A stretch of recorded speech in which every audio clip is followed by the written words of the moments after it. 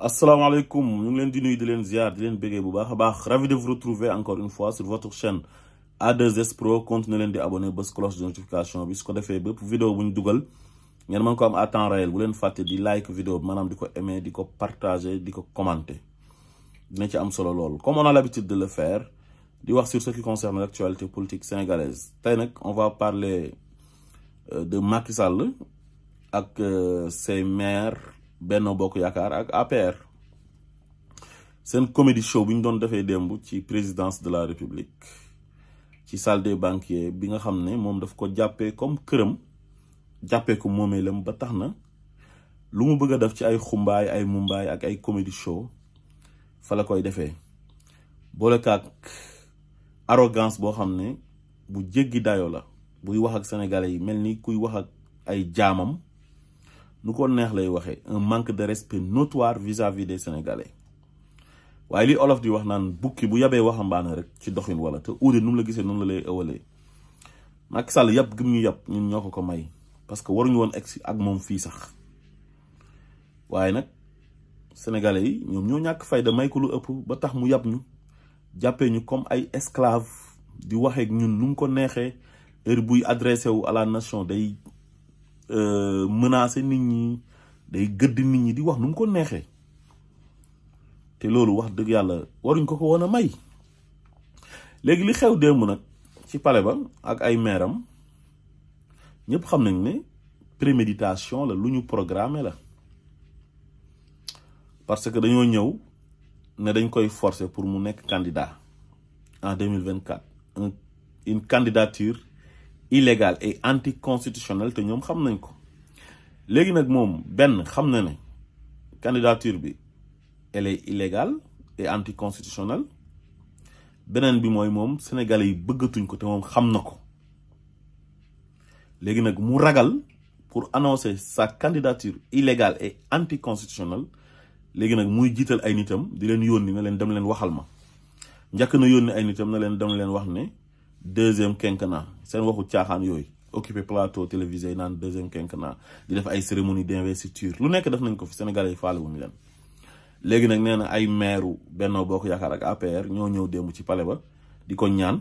ne ko mu ñëw nekk candidat am na sax ñoo xam ne nee nañ ñoom volte face lañ def dañoo dellu ginnaaw maanaam waxeet comme Omar Youm moom waxal na ko boppam boole kaak benn ñàkk jom goo xam ne kenn mënu laa wax ban façon ñàkk jom la ñi amuñu vergogne amuñu probité morale amuñu lu ñuy jomb duñu ay nit Abbdoulaye wilane tamit pareil mu nekk loo xam ne gàcce la ci Sénégal kon léegi defe naa ne leer na sénégalais yi naññi ne moom dafa bëgg a nekk candidat acte yi muy posé yëpp sénégalais bu yeewu xam nga ne kii dafa bëgg a nekk candidat ba pare doyalagul ci nguur gi dafa bëgg a éterniser wu au pouvoir waaye léegi ku bëggut a nekk candidat ak ku pare ci nguur gi est-ce que dina may ay nitam ñuy wër rajo yi ak télé yi naan deuxième quinquennat ñu dem ba nag léegi sax maire yi APR yi ak maire yi Benno Bokk Yakkar yi ñoom ñooy dajee ci palais bi moom mu invité leen na leen ñëw leen ñu def ko en direct ci réseaux sociaux yeeg RTS ñu koy forcer na ko da ngaa bëgg a nekk candidat waa ji nu mu soxoree ak nu mu bonee ñëpp xam ko lu mu bëggul est-ce que dina permettre gars yi ñu ñëw di ko ci forcer parce que daf ko bëgg lu ko neex la kon moom déclaré na candidature am mais daf ko déclaré indirectement parce que amul fitu def déclaration bi en direct ba sénégalais yëpp xam ne kii déclaré na candidature am mais wax dëgg yàlla ñëpp xam nañ ne waa ji doyalagul ci nguur gi Moustapha Diakhaté bi mu waxee ne Macky Sall mënul nekk candidature da ko dàq Sori Kaba bi mu waxee ne Macky Sall mënul nekk candidat daf ko dàq Maître Moussa Diop bu mu waxee ne Macky Sall mënul nekk candidature daf ko dàq waa léegi ñooñu mu dàq leen ba pare ñii di ko wax naan ko mën ngaa nekk candidat mu leen di promouvoir ba pare di leen accepter pour ñu ñëw ba ci palais bi ñu organiser benn cérémonie uniquement pour ñooñu ne ko dañoo bëgg nga nekk candidat parce que sa candidature c'est une demande nationale c'est une demande sociale alors que loolu fen la maanaam ñooñu di ko wax loolu moom moo leen ko sant moom moo leen wax ne ñëw leen ngeen déclarer ma sama candidature loolu rek la ay nit yoo xam ne dañoo jël suñu réew jox leen ñu naxante ba jot ci réew mi léegi nag ñu def seen benn association de malfaiteurs ne réew mi ñoom duñ ko bàyyi dañ koy téye jiite ñu par force te ci moment boobu Sénégalais yi dafa am kuñ choisir muy le président Ousmane Sonko. Il faut qu'on se dise la vérité. Ousmane Sonko l'écrasante majorité des Sénégalais moom lañ àndal te ñoom def nañ ay sondage ba xam ne bu élection amoon Ousmane Sonko ku manti àndal dem élection même Macky Sall amul droit nekk candidat de mais bu nekkoon candidat sax Ousmane Sonko da koy gagné premier tour. léegi nag ñu ne ñoom loolu du fi amee léegi nag seen mafia boobu noonu ñu teg dirigé par Macky Sall ak ay politiciens yoo xamante ni c'est des politiciens professionnels. Pour ñoom politique c'est un métier maanaam pour nga réussir da ngay def politique créer sa benn parti dem langaamu ci benn coalition bu chef coalition ba nekkee président ngeen séddoo poste yi privilège avantage di noos ci ndoddu sénégalais yi ñoom pour ñoom réew ñoom du sacerdoce jiite ko du sacerdoce pour ñoom pour noos la quoi te xamuñ ne réew boo koy jiite tu dois servir le pays mais pas pour se servir du pays mais ñoom ne dañoo jàpp ne ñoom dañoo war di noos teranga la léegi nag mafia boobu ba tey am na ñuy tuddee seen bopp ay sëriñ te critères yi war a dajee ci nit pour mu nekk sëriñ yonent bi jàngale ko nekkul ci ñoom ay bukk yi sàngoo deru bay di mbuboo ne doomi diw lañ wala sëtu diw sama maam nii la sant sama baay nii la sant bokk ci ay tarixa ñëw jàpp ne dañoo war di toog muy dox waruñoo liggéey ñoom it ñu ngi ci mafia bi waaye du ñëpp parce que je vais pas mettre tout le monde dans le même sac. Chaque règle a une exception. ba tey ci mafia bi am na ay magistrats ay juges yoo xamante ni tey ñoom la tànn bu bëggee éliminer benn candidat ñoom lay jël tànn leen tabb ay procureur am ñuy acharné wu ci kaw nit ñi di jàpp nit ñi di leen tëj ci kaso yi gratuitement te defuñ dara. ci biir mafia bi day dem ci police ba xool les pourritures de la police ak les pourritures de la gendarmerie jël leen jiital leen def leen ay chef ñuy def répression ci kaw nit ñi di jàpp nit ñi di torturer di def ay ñaawteef yi jéggi dayo ba tey ay membres de la société civile ñoom tamit ñu ngi ci mafia bi ñëw rek na société civile bi lañ bokk dañuy xeex pour les droits humains ak les droits de l'homme fekk dara du ci dëgg dañuy dem lëkkaloog moom mu leen di neexal ñu koy jàppale ay patron de presse yoo xam day jël ci caisse noire bi di leen neexal duñ fay impôt comme ni ñu war a fayee impôt ak ay journalistes yoo xamante ni dañuy ñëw di ko waxal ubbi seen ay journaux ak seen ay rajo ak seen télé di saaga Ousmane Sonko mu leen di fay ak ñoo xam ne nee nañ ay communicateurs traditionnels lañ te loolu binduñ ko fenn nee nañ seen ay maam daal ñoo nekkoon ay géwél di ànd ak buur yi ñoom ñu ñëw bëgg a continuer loolu ci république bi te république ak royaume du benn bu ko defee ku falu ñu ñëw ci yow di la taggal say maam di la inventer ay histoire yoo xam ne dara du ci dëgg te boo nekkutoon président duñ la faale Ousmane Sonko mu ngi nii xam nga faale wuñ ko tey bu nekkoon président xam naa ne du leen mas a may loolu moo tax ñu koy xeex dañuy ëlbatikuwaat ñëwaat comme li ñu doon def Senghor doon ko def Abdou Diouf doon ko def Abdoulaye Wade di ko def Macky Sall instant bi dañuy continuer di ko bëgg a def Ousmane Sonko commencé di ko tagg doo moromu gars yi sa maam moo jógee woon fii dem fële ah et puis loolu amul benn sens doon sa maam doon sa maam ko gën doon sa baay doon sa baay ko gën loolu yëpp ay naxaate la ak ñeneen ñoo xam ne nee nañ ñoom ay mbër lañ am tur rek siiw dem lëkkaloog président mu leen di jox xaalis ñu ne moom la ñuy jàppale ci ay fen ak ay caaxaan ak ci lu nekkul dëgg ak ay célébrité yu bari yoo xam ne ñoom système bii moo leen arrangé mauvais système bii nii ñoom ñooy am ñeneen ñi di ñàkk bu ñu añee duñu reer bu ñu reeree duñu dekki bu ñu feebaree duñ mën a faju seen doom yi duñ mën a jàng-jàng bu baax bu ñu jàngee sax ba am diplôme duñ mën a liggéey ñu ne nag groupe bu ndaw boobu noonu moo war a taxaw contre la volonté populaire li ëpp ci peuple bi lu ñu bëgg ñu ne loolu du fi amee est-ce que loolu sénégalais yi war nañ kaa nangu loolu rek laa leen di laaj sénégalais yi loolu waruñ ko nangu il n'en est pas question Macky Sall warul nekk candidat te dafa war a bàyyi sénégalais yi ñu tànn président de la république bu leen war a jiite 2024 ku bëgg a nekk candidat daf la war a bàyyi nga nekk candidat mais Macky Sall bi mu fi toogee ba léegi ku ko neex mooy nekk candidat ku ko neexul du nekk candidat sélection présidentielle lay def 2019 sélection la defoon boole ci Ousmane Sonko parce que xamutoon ne Ousmane Sonko dina jël 3e mais bu ko xamoon du ko ci boole yeneen candidat yi bokkoon yëpp muy Idrissa Seck di Cheikh Issa Sall di Madické Niang bi ñuy paree ca moom lañ dem Madické Niang dafa lay ne dañ kaa tere politique te defe naa ne Macky Sall la gën a jege fu mu nekk nii Issa Sall dem ñu def ko ministre conseil Idrissa Seck jékki-jékki dem ñu jox ko conseil économique et social environnemental Ousmane Sonko toog fu mu toogoon nekk koo xam ne ku cohérent la ci ay jëfam ak ni muy jëflante sénégalais yi loolu moo tax sénégalais yi teg ko fu ñu ko teg léegi nag 2024 il veut faire la même chose ñoom éliminé woon ñoom Khalifa Sall ak ñoom Karim Wade ñoom la bëgg a delloo si waat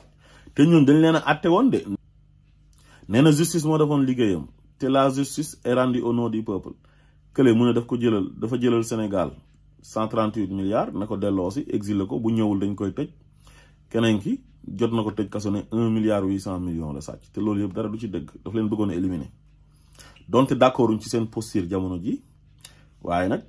du tere ñu wax dëgg parce que ñun nu ñu daan waxee démb noonu la ñuy waxee tey duñ changer mukk léegi nag ñooñu ne leen oo na leen pour ñu ñëw dialogue maanaam ni mu leen recalé woon ci code électoral bi mu dem cëqatee ko dafa ay L29 ak L30 ay sénégalais électeurs rek ay sénégalais boo xamante ni dañ la condamné ci diffamation plus de 6 mois ba pare amende le 200 000 mënoo nekk candidat xoolal yëfu caaxaanam yooyu mu dem dugal ci code électoral bi maanaam waa ji bi mu nekkee président li mu njëkk a def mooy dispositif yëpp la dem changé lépp loo xam ne day tax nit ki mën a nekk candidat moom la dem jël ko changé ko pour jafeel candidature nit ñi pour nit ñi bañ a mën a nekk candidat nga xam ne day dépendre moom ci moom sa candidature ci moom lay dépendre moom lay neex ak groupe am bi nga xam ne ñoom la àndal waa conseil constitutionnel waa DGE pour yow nga nekk candidat su leen neexee nga nekk candidat su leen neexul doo nekk candidat yow ban démocratie ci àdduna bi la ñuy waxee naan nit ki buñ ko condamné pour diffamation wala amende ko 200 000 kooku mënta nekk candidat loolu fan la am ci àdduna bi am na dëkk yoo xamante ni sax dañ lay condamné ci crime nga continuer nekk candidat mais nit ñi bu ñu la bëggee dañ la war a fal li nga xam ne jëf nga ko yow yaa ko jëf mais su fekkee peuple bi bëgg nañ la le peuple est souverain dañ la war a bàyyi peuple bi fal la su fekkee nag li nga def neexul peuple bi ñu sanctionné la ne kii nii dafa def crime wala dafa def délit duñ ko fal c'est ça la démocratie loolu mooy démocratie mais démocratie boo xamante ni président bi mooy ñëw dem ci code électoral ba lu ko neex mu def maanaam lépp loo xamante ni mën na ko def pour recaler nit ñi pour ñu bañ a nekk candidat rek Macky Sall def na ko def ay yëfu tappaleem ba ñooñu nekkuñ candidat léegi nag loolu nee na moom moo koy dindi mel ni moom mooy Sénégal oote dialogue te dialogue bi soo ko seetloo moom li muy wane mooy ne da ngeen di ñëw ngeen fexe ma bàyyi leen ngeen nekk candidat maanaam épée de Damoclès bi dama koy dindi waaye tamit man mi amul droit nekk candidat da ngeen may bàyyi ma nekk candidat dama génn élection léegi nga mën si jàngatee ne dialogue bi képp koo xam ne bokkoo ci dialogue bi képp ku ci bokkul te nekk politicien bëgg a nekk candidat jàppal na yow doo ci bokk waxuma la Ousmane Sonko rek de mais képp koo xam ne laa la wax dama woon ci dialogue bi yow te nga ne opposant nga bëgg a nekk candidat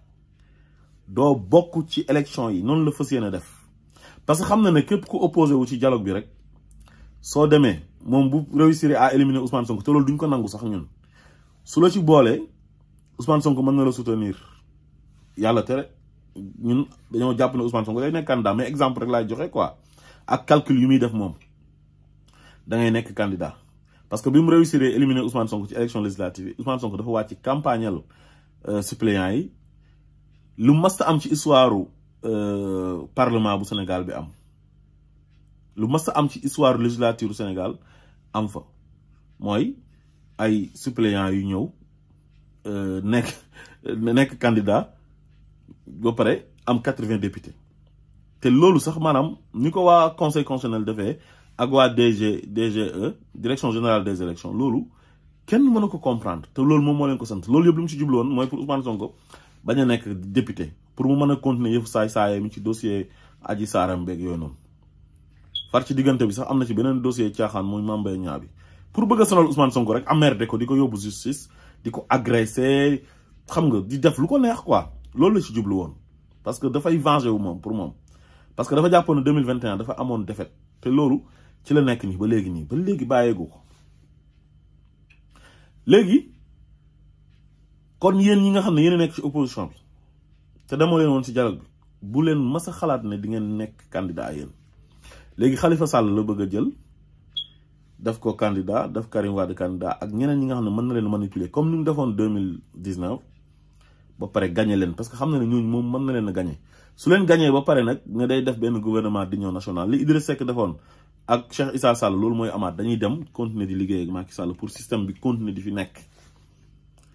loolu rek lañ bëgg mais sénégalais yi bu leen nangu loolu Ousmane Sonko dafa war a nekk candidat parce que amul dara lu koy teree nekk candidat te le peuple est souverain te li ëpp ci peuple bi Ousmane Sonko la ñu àndul ñeneen ñëpp dañoo war a nekk candidat ñoom Bougane ñoom Malick Gakou ñoom Déthié Fall Boubacar Camara ku lim juum képp ku bëgg a nekk candidat dañu la war a bàyyi donte 5 sénégalais ñoom ñoo lay choisir pour voter la sénégalais yi dañoo am droit xool ki leen neex ñu voter ko du Macky Sall moom mooy xool ki ko neex nekk kooku mooy nekk président de la république loolu mënta nekk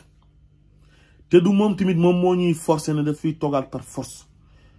amul droit toogaat fi te sénégalais yi bëgguñ ko tension politique yu am ni yëpp loolu moom moo ko waral bëgg a éterniser au pouvoir illégalement ak bëgg a éliminer ki ñëpp bëgg loolu mënul nekk te maa ngi yaakaar nag di am yaakaar encore une fois ci sénégalais yi ne loolu duñ ko mas a nangu man jàpp naa loolu gëm naa loolu parce que loolu buñ ko nangoo rek mooy ne Sénégal soppi nañ ko royaume Faysal du Sénégal noonu lay tudd après royaume Faysal du Sénégal parce que moom loolu la bëgg déjà jàpp nañu ay jaam ba pare parce que mu ngi jàpp ay nit yu deful dara di leen tëj ci kaso yi ànd ak ay nitam yoo xamante ni lu ñuy def lu ko gën a ñaaw te heure bi waru leen woon fekk ñoom ñuy vaquer à leurs occupations kaso la leen waroon a fekk mu leen di protéger di leen promouvoir di leen jox ay postes ñi def ay détournement de deniers publics ñi trafiquer faux billets ñi di proférer ay menaces de mort ci ay nit ñi def appel au meurtre ku nekk yaa ngi def lu la neex te dara du la dal justice du la ñëwee sax léegi nag ñi àndut ak moom ñëpp jàpp na leen ñii mu jiñ leen ay rebelle ñii ay forces spéciales ñii mu jiñ leen ay terroristes tëj leen ci kaso yi illégalement ñii mu takkal leen ay bracelet électronique daf leen ay jaam comme ni ñu doon yeewee suñu maam yi ay weñ ci temps yi esclavage bi loolu la delloo si waat léegi du ay nit ñu weex ñoo ñëw pour jàpp ñu jaam mais suñu ay morom nit ñu ñuul ñoo ñëwaat ne dañ ñuy def jaam est-ce que loolu dinañ ko nangu Macky Sall bu forcé ba éliminer Ousmane Sonko forcé candidature am toog par force su boobaa moom bu eboo ñu jàpp ne ñun ay jaamam lañ su eboo ñu koy oowee sa majesté te maa ngi am yaqin am yaakaar ne loolu mënta nekk loolu sénégalais yi lu ñu ñàkk fayda lu ñu bëgg jàmm gaw ma ne loolu dinañ ko nangu asalaamaaleykum wa rahmatullah